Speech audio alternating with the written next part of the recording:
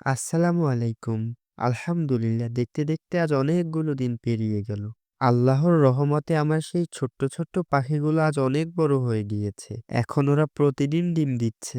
আল্লাহর রহমতে ডিমের প্রোডাকশন এখন ৯৫% এ এসে গিয়েছে। খামারে যাওয়ার পর ডিমগুলো যখন কুড়িয়ে আনি সেই মুহূর্তটা সত্যিই অনেক আনন্দের। যেটা ভাষায় প্রকাশ করার মতো না।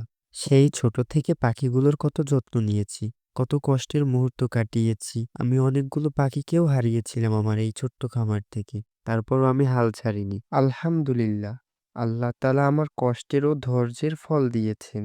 খামার থেকে ডিম কুড়িয়ে আনার সময় পিছনের কষ্টের মুহূর্তগুলো যেন পানি হয়ে যায়। আপনারা আমার জন্য দোয়া করবেন। মহান আল্লাহ তাআলা যেন আমার খামারে বারাকা দান করেন। ভিডিও শেষে আপনাদের একটি হাদিস শোনাই।